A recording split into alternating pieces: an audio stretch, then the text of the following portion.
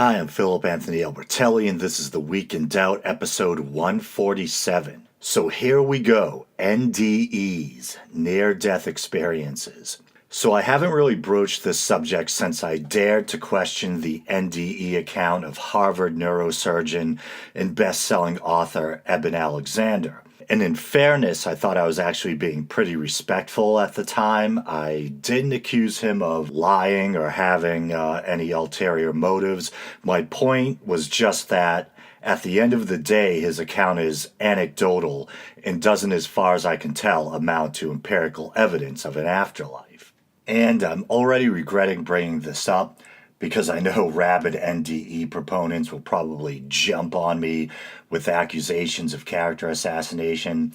But since doing that initial episode on Eben Alexander, I've become aware of an article in Esquire, I think it might have been dated 2013, that discusses his past, including some less than flattering episodes concerning his career as a surgeon.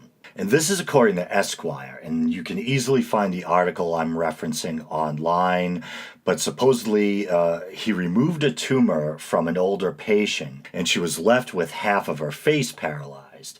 In fairness, complications can happen, but she claimed she was never warned of the possibility, and when Alexander was asked for her consent form, he only produced one sheet and claimed the page with her signature was lost. Another time, he supposedly left a piece of plastic in a woman's neck, and after moving to a different state, he was treating a patient with back trouble, a tobacco farmer, I believe, and botched the operation by fusing the wrong two vertebrae together. And then, supposedly, according to Esquire, instead of telling the patient, he instead tried to alter the medical records. But whether you support Eben Alexander or you're a skeptic like myself, I urge you, in fairness, to research this stuff for yourself. As I said, the article is readily available online. But furthermore, and here's further grist for the character assassination accusations, that same article claims that in 2003, UMass Memorial temporarily suspended his surgical privileges due to improper performance of surgery, quote unquote. And then in 2005, he supposedly received a letter from Massachusetts Board of Registration in Medicine regarding a patient complaint. Shortly after, I believe, he ended up leaving the state. And I'm not bringing this up as a kind of bait and switch. Hey, if I can't discredit his NDE, then I'll discredit the man. That's not what I'm doing. I'm bringing this stuff up because in a case like this, where someone is claiming something as fantastical as visiting the afterlife, and all we have is anecdotal evidence, we might want to consider these personal aspects when we're trying to determine the trustworthiness of the individual. So I'm presenting these accusations as food for thought. Research the allegations for yourselves and come to your own conclusion. Is it possible that he has a spotty medical past but still had a valid NDE? That's one possibility. But then what do we mean by a quote-unquote valid NDE? Do we mean he believes it or he thinks it happened? Or do we mean he really went to the other side? Giving him the benefit of the doubt, I think there is a chance that despite whatever might be in his past, he still may have had some kind of transformational experience. But I don't want to make this whole thing about Eben Alexander, so I'll move along. I do want to mention, though, that there was one thing I learned about Eben Alexander from the article that I liked. Apparently, he used to like to listen to The Doors, one of my favorite bands, and other classic rock bands too in the operating room. Imagine the end playing in the background while someone's performing surgery on you. But anyway, so the reason why I waited so long to cover the topic of NDEs again is because I want to be responsible and make sure I had all my proverbial ducks in a row. When I first voiced my skepticism about NDEs, I was inundated by criticism from believers who kept repeating the same names: Sam Parnia, Gary Habermas, Raymond Moody. I kept encountering these names of high-profile NDE researchers and proponents, so I decided, hey, I'll dive headfirst down the rabbit hole and see what I can find. Oh, and I wanted to mention that while researching NDEs online, I discovered this very, shall we say, peculiar podcast. It's called Skeptico with a KO at the end, and I was almost going to make fun of the name because it's obviously not a real word. Then I remembered I just came up with that News Bite segment where I spell bite with a Y as in like a byte of computer information. Then in fairness, this Brian Dunning Skeptoid, that's not a real word either. I'm being way too analytical. But anyway, so it's called Skeptico. And you would think it must be a podcast geared towards skeptics. That would seem to be the logical assumption. But it's kind of like the host turns the paradigm on its head. He's skeptical of the skeptics. He gets these really big names on, like Michael Shermer, Lawrence Krauss, Steve Novella, and then proceeds to grill them to the point of it being kind of cringe-inducing. Michael Shermer did a couple of interviews with them. In his first appearance, he seems caught off guard by the way they keep asking him these weird, or shall we say, in Michael Shermer's vernacular, woo-woo questions. And he's finally like, wait a minute, what's going on here? It's actually not a bad podcast in the sense that it's well produced and they really do manage to net some really big names. I looked it up on iTunes and the show had a lot of reviews, but a lot of them were negative. And in total, it only had 2.5 stars out of 5. The major gripe people seem to have, at least according to the top complaints that I happened to see, was that they found the title misleading. Someone said it should be called Credulo. Made me feel even more thankful than I already am that The Week in Doubt is still sitting pretty with 4.5 out of 5 stars.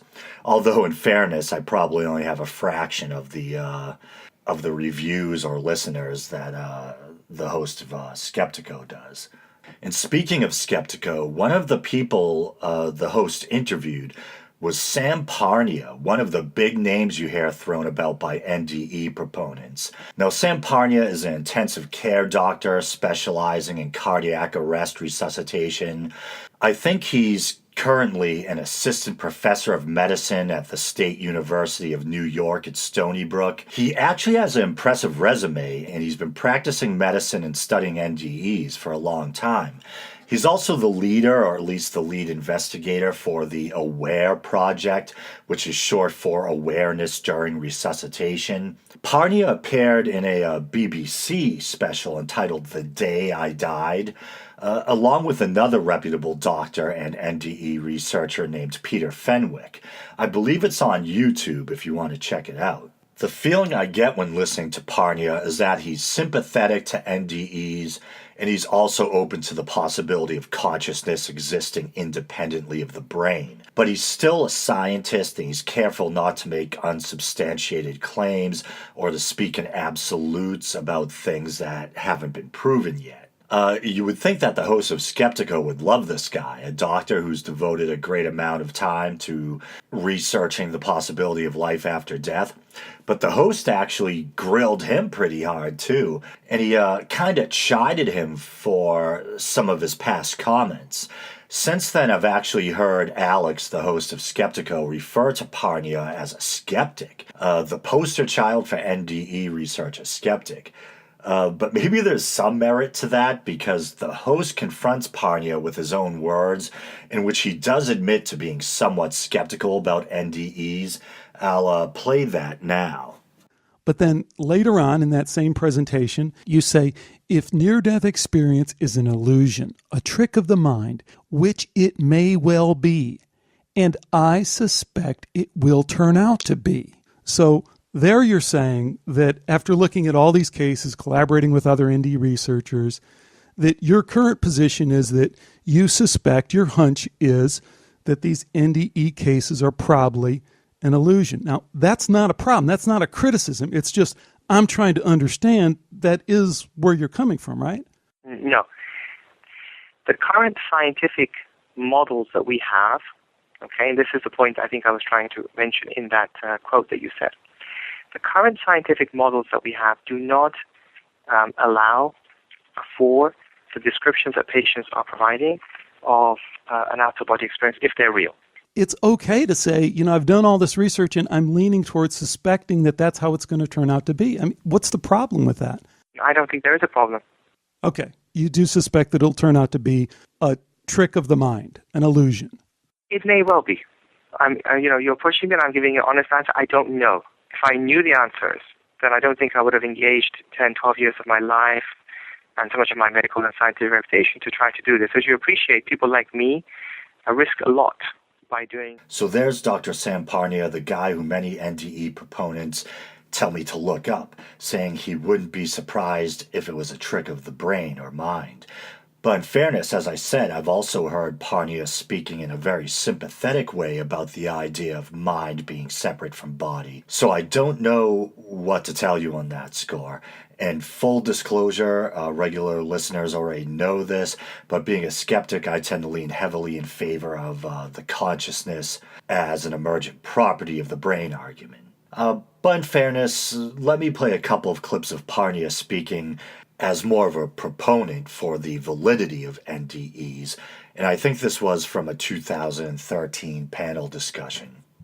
Now, interestingly, to go to your question of consciousness, what we have is that we have many thousands, if not millions of people now who are reporting these incredible experiences from all over the world, many of whom have described our doctors, our nurses, conversations of what was going on, but you cannot have a functioning cortex in this time. It's not possible. So we're left with a paradox.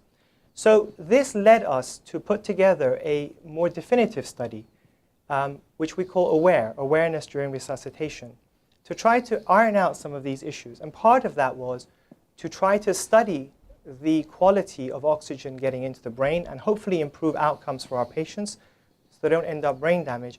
And part of it was also to try to study these recollections that people have. Now, our study has been analyzed, and we will be releasing the results soon. But I can just give a little snippet, if I may, just because everyone asked us. And what we have found, and this is not just my interpretation, these are experts. We have at least 20 experts from neurology to psychiatry to various fields in neuroscience to emergency medicine who have conferred the findings that essentially our data suggests that these so-called out-of-body experiences, at least when they occur in the cardiac arrest setting, which is why I call them visual awareness, cannot be defined as a hallucination. They cannot be defined as a hallucination. They are not consistent with what we call a hallucination. Furthermore, what we've also managed to demonstrate is that essentially when a person has died, technically the way they're defined dead, that what happens to our consciousness is that it disappears from the external view. So a bit like how you go for surgery and you're given a general anesthetic, and you may appear that your consciousness is not there, it hasn't disappeared off the face of the earth. It's just not present. And so essentially, death is not something to be afraid of. So actually, that was one clip, not two. And I think I left out a part that sounded pretty impressive on face value, where he makes a claim about being able to time, at least in one instance, an NDE to a moment when the patient's brain should have been offline. Now, this is during that study he mentioned. But now I'll read a little bit about the results of the AWARE project that were released afterwards.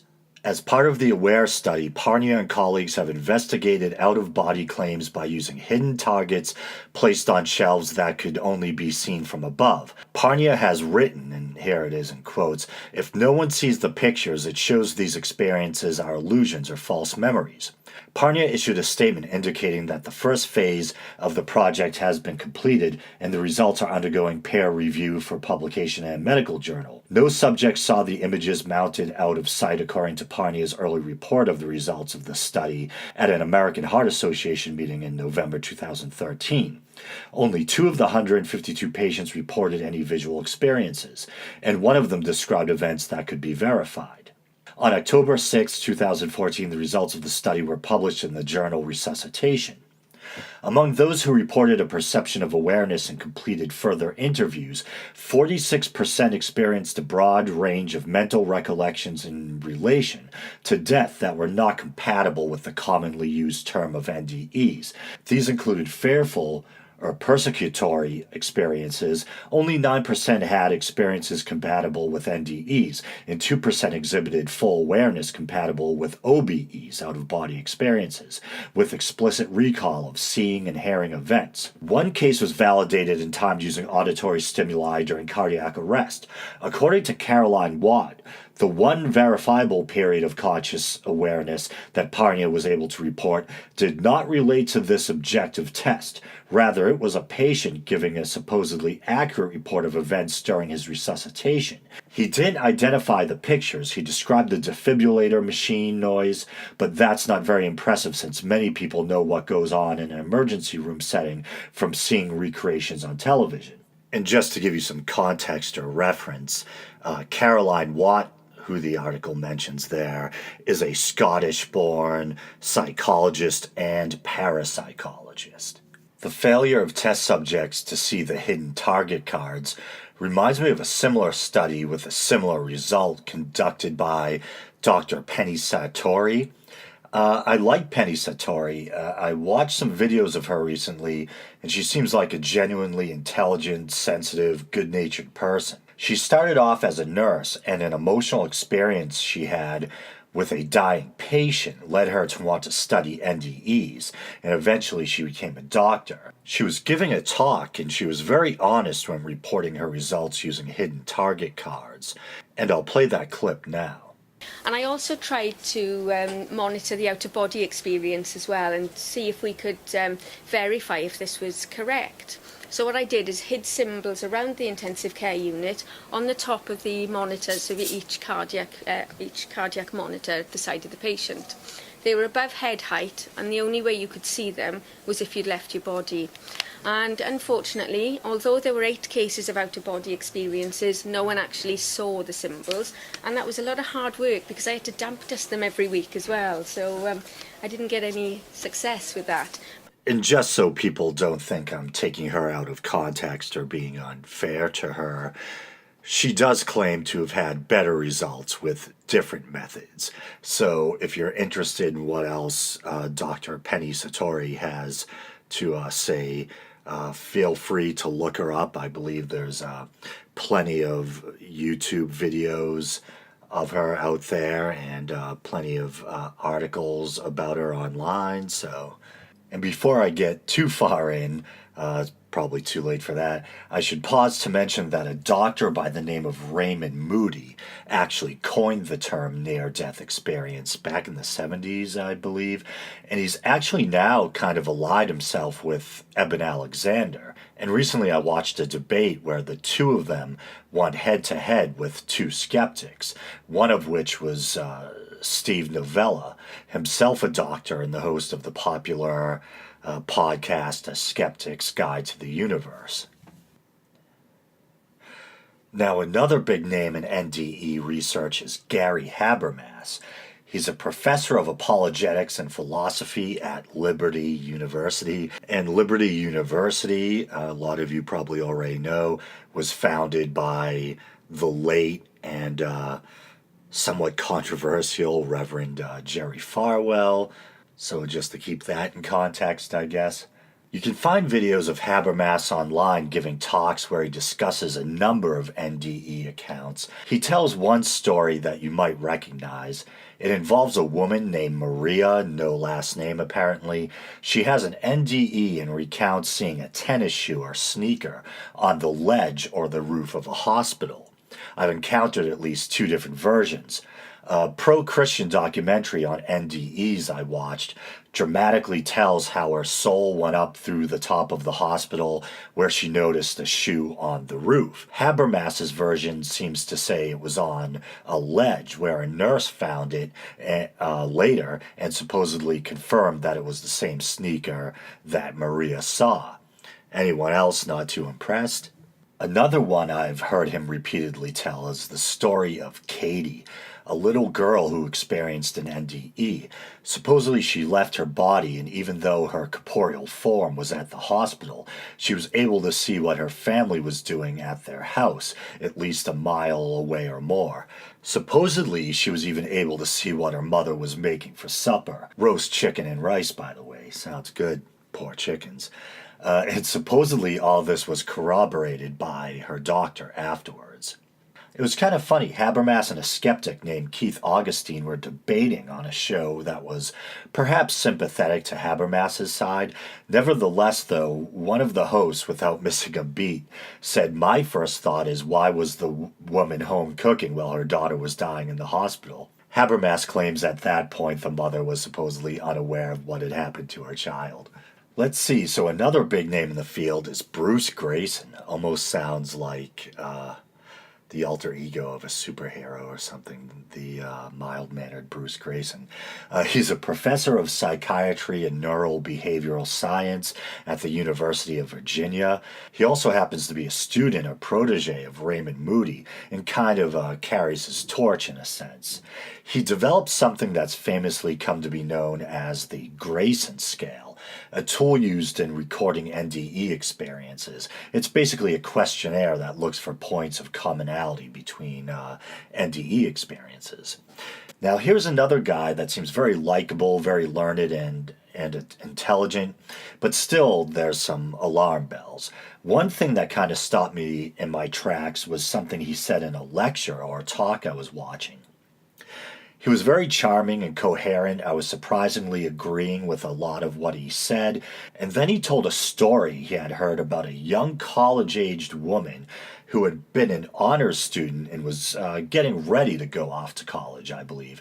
She got into a car accident, and while at the hospital, they supposedly x-rayed her head and discovered that all she had was a brainstem surrounded by fluid.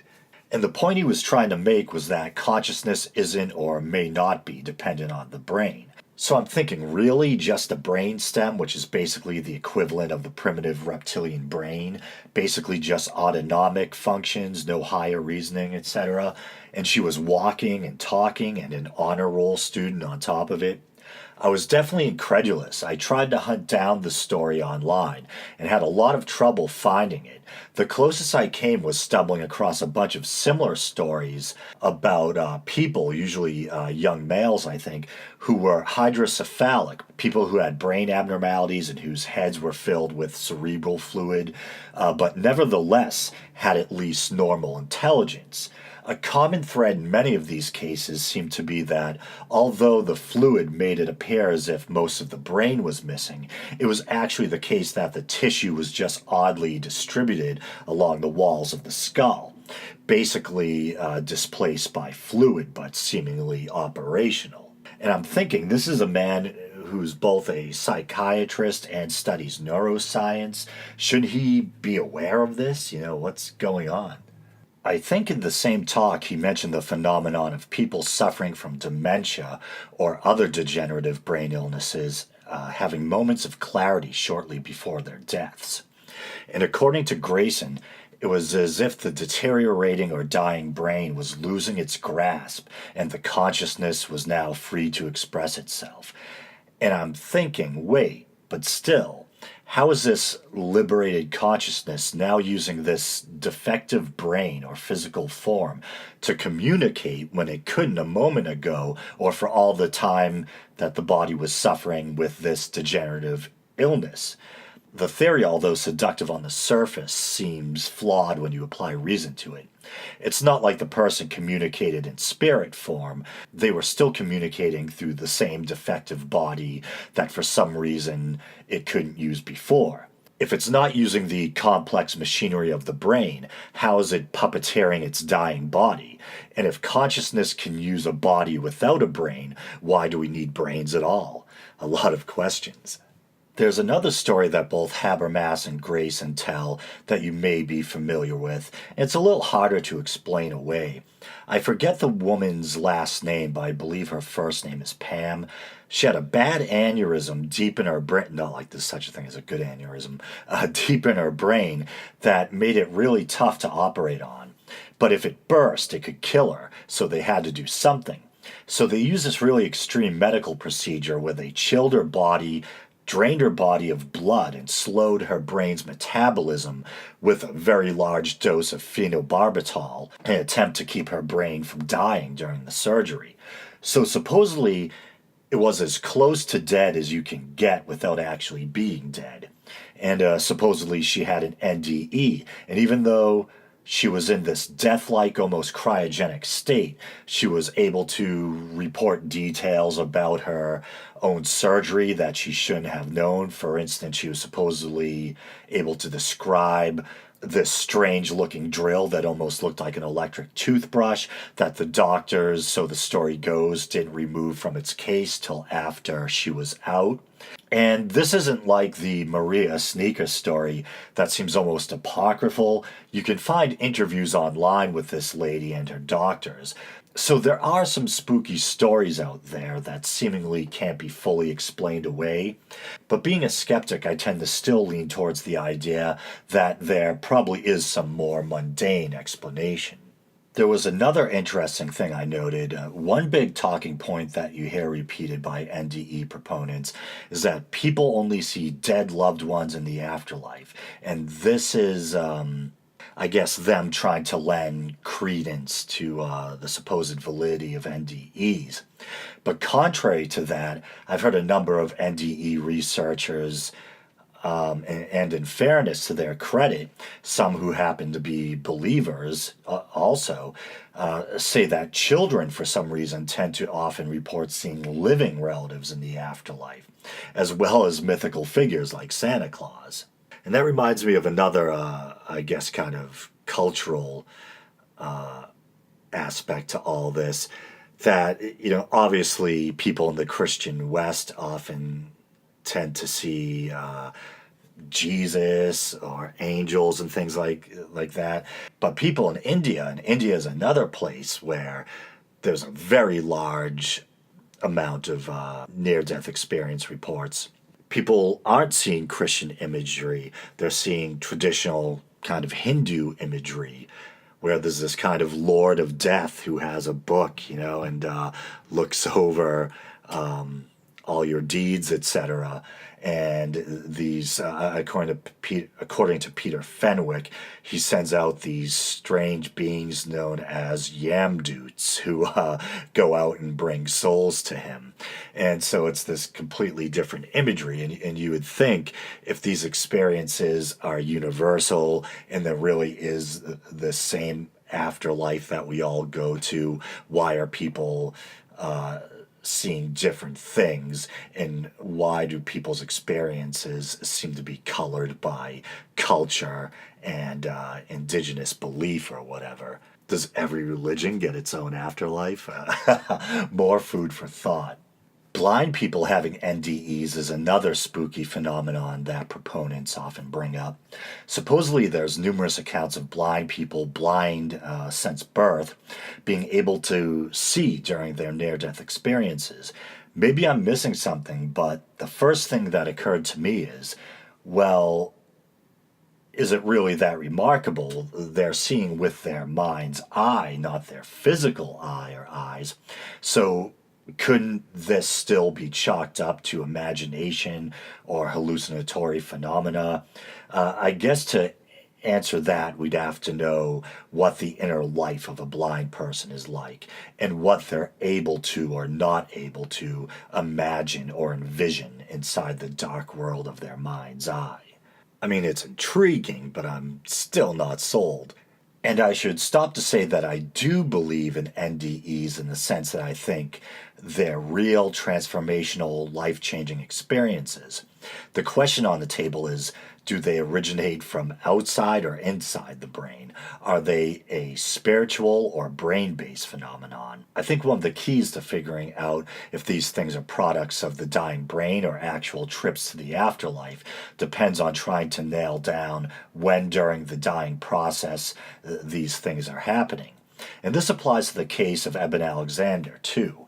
Did the NDE occur as he claims, or he believes, at a point when his brain shouldn't have been capable of producing it, or did it occur while slipping out of or back into consciousness when some higher brain activity would have still been online, so to speak? It reminds me of something rather ingenious I read in a comment thread on YouTube, and it's kind of in keeping with the spirit of the hidden card test.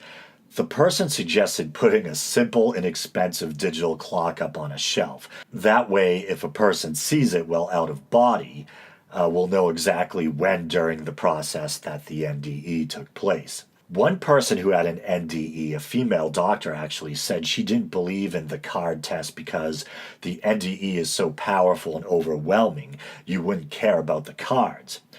But you can't have your cake and eat it too. One of the main forms of proof bandied about by proponents is the detailed recounting by NDEers of their surroundings while out of body, including minutiae like what the instruments looked like, footwear on ledges, and even idiosyncratic arm motions of medical staff.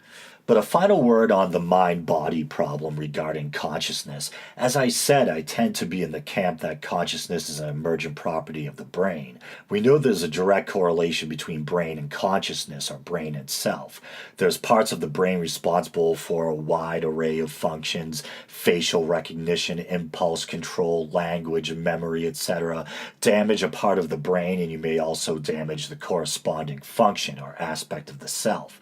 The ability to recognize faces or remember certain events, the ability to control emotional impulses. And we know if you get a degenerative illness like Alzheimer's, it's not just the brain that degrades, but the personality as well. So consciousness or the self seems to be inextricably linked to this complex manifold organ we call the brain. To play devil's advocate, the only workaround I can think of, and this is what many NDE proponents conjecture, is that the brain doesn't produce consciousness, but rather it's like a conduit or receiver. Kind of similar to what Huxley talks about in The Doors of Perception. And thusly, consciousness doesn't cease with the death of the brain. It simply becomes liberated from its container. But this, as far as I can tell, still boils down to speculation and conjecture, and yes, wish thinking. I think we're still a long way from being able to scientifically say consciousness can exist independently of the brain. The mainstream scientific consensus, as far as I can tell, is the exact opposite. And I know people are sick of hearing it, and it sounds cliche, but as Sagan said, extraordinary claims require extraordinary evidence. But I don't know how much more I can say about this topic. I've been wanting to talk about this for a long time, and now I guess I have. A brief correction to make before I let you go, and this involves my commentary on the Shroud of Turin. The only mistake I think I made is when I was discussing something known as the Mandillion. I was talking about how people try to place the shroud further back in the historical record by kind of conflating it with other miraculous cloths, such as the Mandillion. And I described it as a rectangular kind of cloth with a oval opening through which you could see a face. And the theory is that it was actually, this is what believers think, it was the Shroud of Turin folded up with the face visible. But actually, after reviewing the facts and looking at the artwork, it seems more to be the case that the Mandillion was represented as a square rectangular cloth, but the face usually wasn't looking out through an opening. It was almost like the face was, sitting on the cloth, and it's kind of almost reminiscent of Veronica's veil. The kind of the cloth that was used to wipe the face of Jesus, supposedly, and with the image of his face being left imprinted on it. So the idea of an opening through which the face of the Mandillion could be seen, I think has more to do with shroud theory and trying to identify the shroud with the Mandillion. But I think there are images of the Mandillion where it seems to be in kind of a decorative display, where there is an opening for the face, perhaps. But anyway, I was just trying to keep it real, so I wanted to try to clarify that. And you guys know the usual drill. If you want to support the show, I would even consider it a big help if you simply followed the show on Twitter or gave the show a like on Facebook. You can also listen on Stitcher. You can subscribe to the show or rate it through iTunes. You can check out the archives at Podbean. That's Podbean. Go to Podbean and look for Pal Bertelli or look for The Week in Doubt. And if you want to donate monetarily to the show as little as 99 cents, you can scroll down to the bottom of the Podbean page and use the PayPal widget. There's all that alliteration again. You can also support the show through Patreon. Go to Patreon and look for either Phil Albertelli or The Week in Doubt. And I think that's it for now. Thanks for listening.